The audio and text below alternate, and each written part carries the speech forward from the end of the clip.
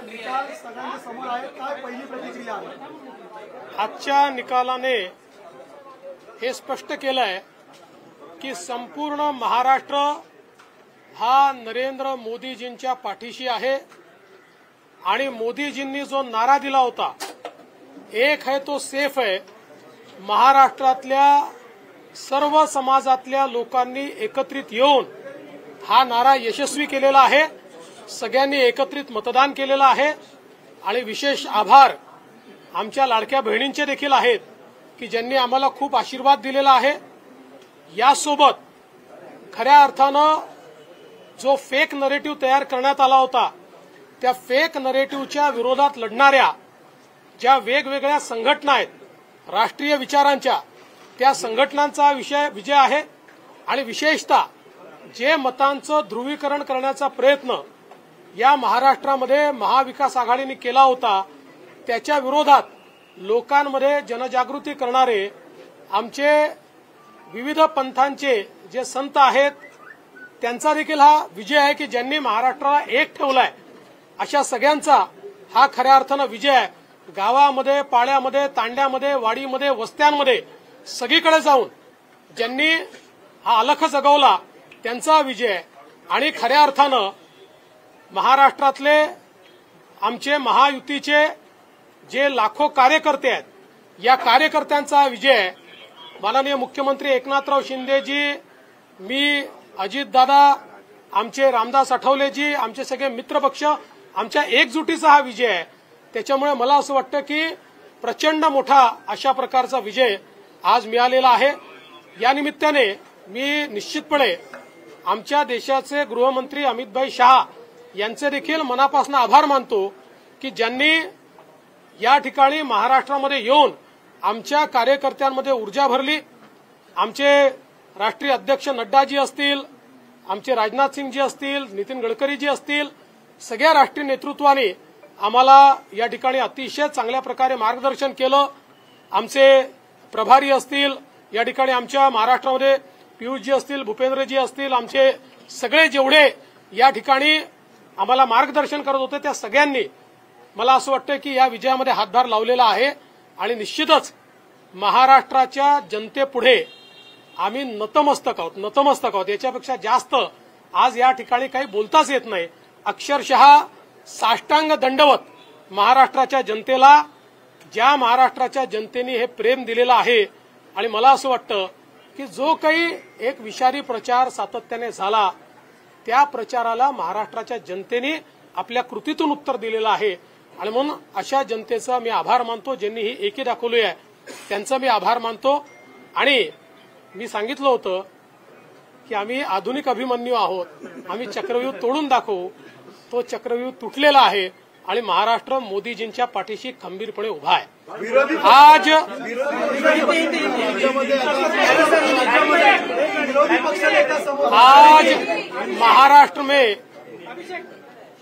महाराष्ट्र की जनता ने जो अप्रत्याशित इस प्रकार की जीत हमको दी है, इससे ये बात पूरी तरीके से स्थापित होती है कि महाराष्ट्र ये प्रधानमंत्री मोदी जी के पीछे है।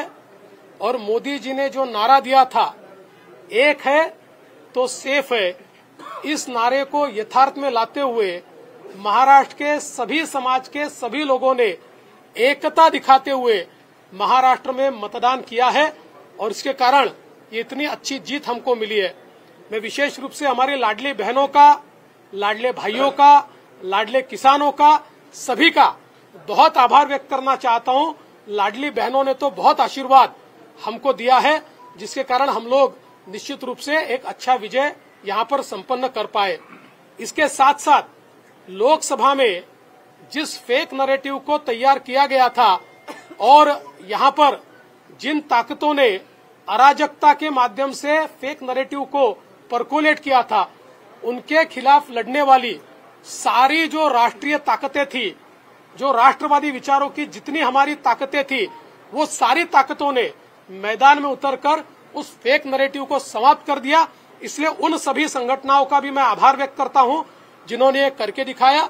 साथ साथ महाराष्ट्र में जो पोलराइजेशन का प्रयास किया गया था और किसी जाति विशेष, धर्म विशेष को, एक धर्म विशेष को पोलराइज करने का जो प्रयास किया गया था, मुझे लगता है वो प्रयास सफल नहीं हुआ, क्योंकि महाराष्ट्र में एक बहुत बड़ी परंपरा है, संतों की परंपरा है। इस परंपरा का निर्वाह करने वाले अलग अलग पंथों के जो हमारे सारे साधु संत हैं, उनका भी आशीर्वाद हमको मिला, जिन्होंने बिल्कुल गांव गांव तक जाकर अलख जगाया और एक रहने का संदेश दिया, जिसके कारण मैं ऐसा मानता हूं कि एक बहुत अच्छा विजय हमको मिला है। विशेष रूप से हमारे मुख्यमंत्री एकनाथ शिंदे जी, उप मुख्यमंत्री अजितदादा पवार जी, रामदास अठवले जी और हमारे साथ की जितनी छोटी पार्टियां हैं, हम सब लोग एक साथ रहे, एक साथ मिलकर हमने ये काम किया। इसलिए मैं ऐसा मानता हूं कि इस एकता का ये विजय है, जो हमारी महायुति थी, अभेद्य इस प्रकार की महायुति थी, महायुति का ये विजय है, ऐसा मैं मानता हूं। और साथ साथ मैं हमारे प्रधानमंत्री जी का तो आभार व्यक्त करता हूं, उनके कारण ही हमको ये जीत मिली है। लेकिन हमारे देश के गृह मंत्री श्री अमित शाह जी, जिन्होंने महाराष्ट्र में आकर कार्यकर्ताओं में एक ऊर्जा का संचार किया, मैं उनका भी आभार व्यक्त करता हूं। हमारे राष्ट्रीय नेतृत्व हमारे नड्डा जी है, हमारे राजनाथ जी है, हमारे नितिन गडकरी जी है, इनका भी आभार व्यक्त करता हूं। हमारे जो चुनाव के प्रभारी है, हमारे जो महाराष्ट्र से मंत्री है, इन सभी का मैं बहुत दिल से आभार व्यक्त करता हूं कि पूरी पार्टी ताकत से हमारे साथ खड़ी हुई। और सबसे महत्व की बात है, हमारे नेताओं ने, हमारी पार्टी ने केवल बीजेपी की सीटों पर काम नहीं किया, हमारी पार्टी ने सारे के सारे महाराष्ट्र के जितने 288 सीटें थी, हमारे दोस्तों की सीटों पर भी काम किया। और मुझे ऐसा लगता है कि इसके कारण एक बहुत अच्छा यहाँ कार्य संपन्न हुआ। हमारे भूपेंद्र यादव जी, अश्विनी वैष्णव जी, हमारे शिवप्रकाश जी, इनका भी मैं आभार व्यक्त करता हूँ। हमारे यहाँ पर जो हमारे सारे अलग अलग प्रांतों से भी जिन लोगों ने हमको मदद की, उनका भी मैं आभार व्यक्त करता हूँ। हमारे पीयूष जी का मैं आभार व्यक्त करता हूँ, हमारे शिवराज सिंह चौहान जी का भी मैं आभार व्यक्त करता हूँ। मुझे ऐसा लगता है कि एक प्रकार से सामूहिक रूप से हम लोग जब उतरे, तो ये सामूहिक ताकत एक ऐसी ताकत बनी जिसने दिखा दिया कि महाराष्ट्र ये मोदी जी के ही साथ है।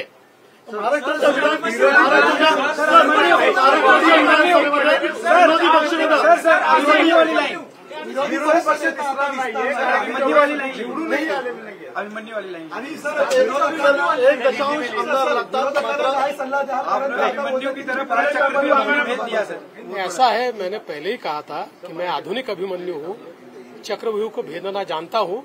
हमने चक्रव्यूह को भेदा है और ये कोई मैं पहले भी कह रहा हूँ, वापस कह रहा हूँ, इस विजय में मेरा बहुत छोटा उसमें मैं समझता हूँ कि सहभाग है। एक ये हमारी जो पूरी टीम है, इस टीम ने इस विजय को लाया है। मला असं वाटतं की कुठल्याही लोकशाहीमध्ये एक चांगला विरोधी पक्ष असणं हे गरजेचं आहे। त्यामुळे जे काही विरोधी पक्षाचे लोक निवडून आलेले आहेत त्यांचा आम्ही सन्मान करू। त्यांचा आवाज छोटा असो की मोठा असो, ते ज्या योग्य गोष्टी सांगतील त्या योग्य गोष्टींवर आम्ही त्यांना प्रतिसाद देऊ। पहले मराठी हो जातो फिर ईव्हीएम पुन्हा कापर फोडतायत, हिंमत असेल तर बॅलेट पेपरवर निवडणुका घ्या, आता असं विरोधक म्हणतायत, काय सल्ला? आम्हाला ते माहितीच होतं, जर झारखंडमध्ये झारखंड मुक्ती मोर्चा जिंकला तर तिथलं ईव्हीएम टॅम्पर प्रूफ, परफेक्ट, एकदम जनमताचा कौल, लोकशाहीचा विजय।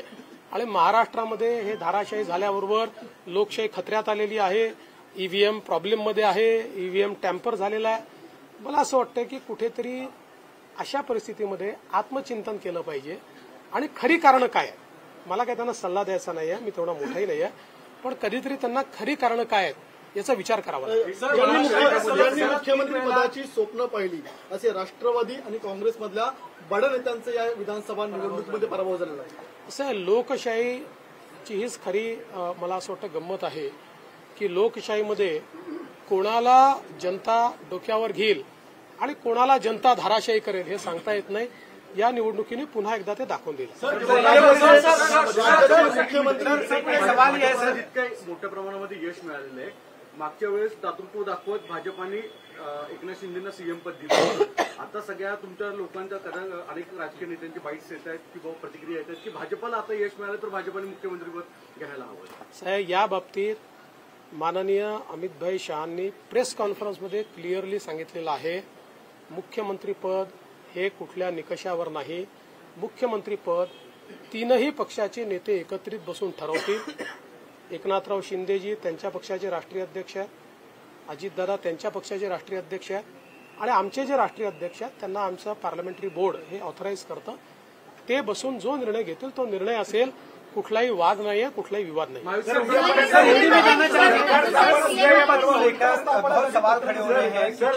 देखिए, कोई सीएम पद क्या बीजेपी ने खा देना? सीएम पद के ऊपर कोई भी विवाद यहाँ नहीं होने वाला, क्योंकि पहले दिन से ये तय है कि चुनाव जब संपन्न होगा तो चुनाव के बाद तीनों पार्टियां मिलकर इसको तय करेगी. हमारे नेता आदरणीय होम मिनिस्टर साहब ने प्रेस कॉन्फ्रेंस में ये बहुत स्पष्ट शब्दों में बताया है कि चुनाव के बाद तीनों पार्टियां बैठेगी और इसका निर्णय करेगी.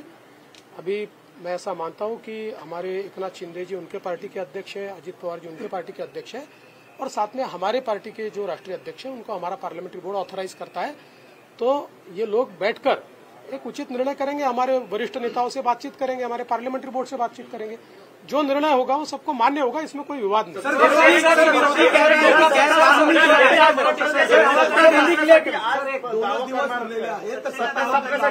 बाबा, आता पूर्ण रिझल्ट संपू द्या. आता मी आणि अजितदादा आता सीएम साहेबांकडे चाललो आहे. आम्ही बसून जरा पुढचा काय कार्यक्रम करायचा तो चॉकआउट करू आणि तुम्हाला नीट सांगू. शिवसेना रियल एनसीपी वो भी एंड हो गया, ऐसा आपको लगता है? मुझे ऐसा लगता है कि एक प्रकार से लोगों ने अपना मैंडेट दे दिया. लोगों ने एकनाथ शिंदे जी को रियल शिवसेना के रूप में स्वीकार कर लिया है. बाला साहेब ठाकरे की हिंदू हृदय सम्राट शिवसेना प्रमुख बाला साहेब ठाकरे की जो शिवसेना है उसकी लेजिटिमसी ये एकनाथ शिंदे जी को मिली है और जो मूल एनसीपी है उसकी लेजिटिमसी अजित पवार जी को मिली है.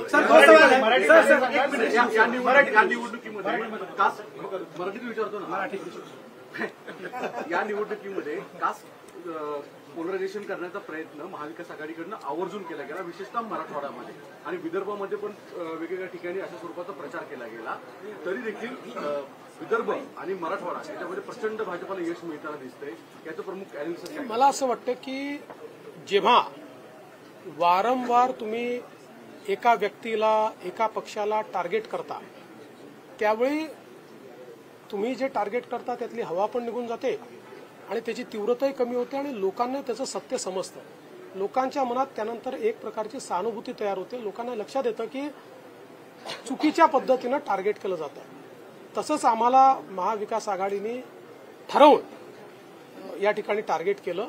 पण मला असं वाटतं की हळूहळू लोकांनी लक्षात आलं, कारण आमचा ट्रॅक रेकॉर्ड चांगला आहे. आम्ही नेहमी पॉझिटिव्ह काम केलेलं आहे. त्यामुळे आमचा ट्रॅक रेकॉर्ड पाहून लोकांनी या ठिकाणी मतदान केलं.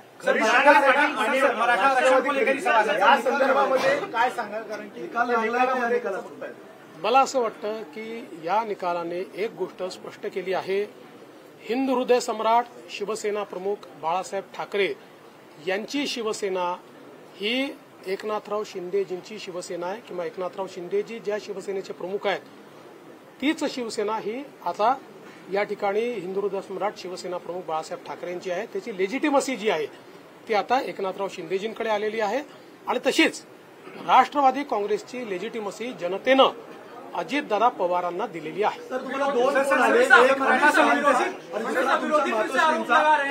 बोलणं झालं आईसोबत आणि अमित शहा. आईचा तर फक्त आशीर्वाद घेतलाय, आईने आशीर्वाद दिलाय आणि अमितभाईंनी खूप आनंद व्यक्त केला आणि अमितभाईंनी या ठिकाणी आमचं अभिनंदन देखील केलं. मराठा आरक्षण को लेकर बड़ा मुद्दा बना, इसके बावजूद आपकी पार्टी बड़ी जीत यहाँ पर हासिल करी.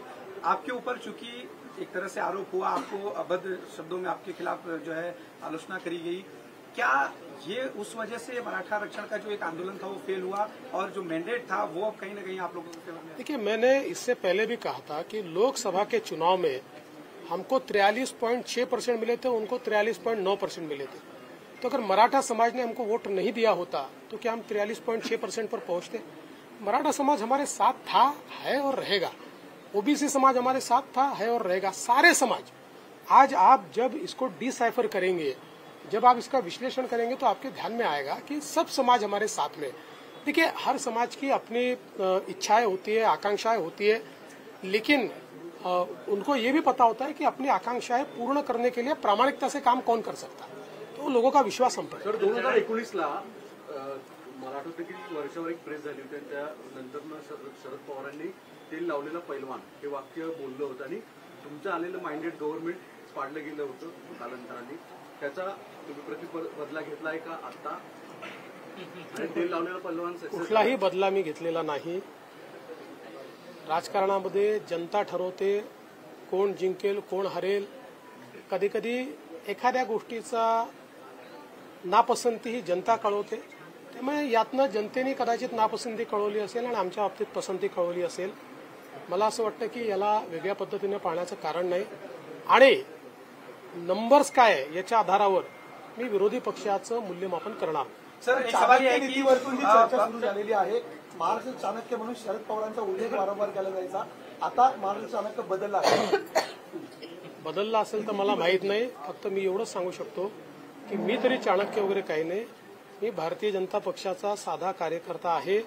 माझा पक्ष मला ताकद देतो, माझ्या पाठीशी उभा राहतो, म्हणून मला हे सगळं करता येतं। आमच्या पक्षातले जे वेगवेगळे नेते आहेत हे सगळे नेते माझं नेतृत्व मान्य करतात, म्हणून मला पुढे जाता येतं। त्याच्यामुळे चाणक्य वगैरे नाही। म्हणून सांगितलं, हे जे काही आम्ही जिंकलो आहे ही एकत्रित भारतीय जनता पक्षाचा हा विजय आहे।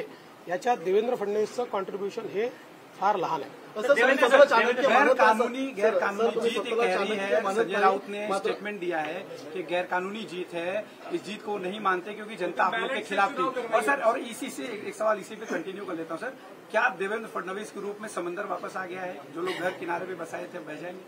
देखिए, पहली बात तो ये है कि संजय राउत, इनके ऊपर मैं कभी प्रतिक्रिया देता नहीं हूँ, लेकिन आज आवश्यकता इसलिए दे रहा हूँ। मुझे ये पता है कि झारखंड में झारखंड मुक्ति मोर्चा जीता है तो बहुत लेजिटिमेट जीता है। वहाँ चुनाव एकदम फेयर हुआ है, वहाँ पर इलेक्शन कमीशन ने अच्छा काम किया है, वहाँ पर ईवीएम इतना पक्का था कि वो हैक ही नहीं हो सकता, वहाँ लोकतंत्र का विजय हुआ है। और महाराष्ट्र में अगर हमको लैंडस्लाइड विक्ट्री मिली है तो इलेक्शन कमीशन भी बायस हो गया है, यहाँ का ईवीएम हैक हो गया है, यहाँ पर लोकतंत्र की हत्या हो गई है।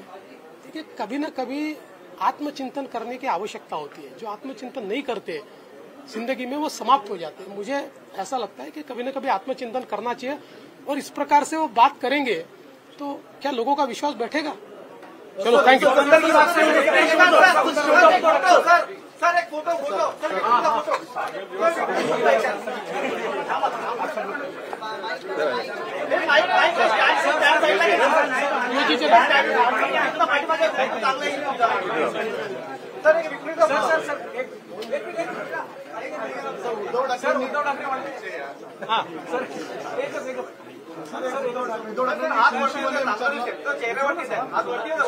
असं आहे का? सर, एक मिनिट सर, उद्धव ठाकरेंनी खुनशीपणे म्हटलं होतं, एकतर तू राहशील किंवा मी तरी राहील या निवडणुकीमध्ये, काय उत्तर द्याल त्यांना?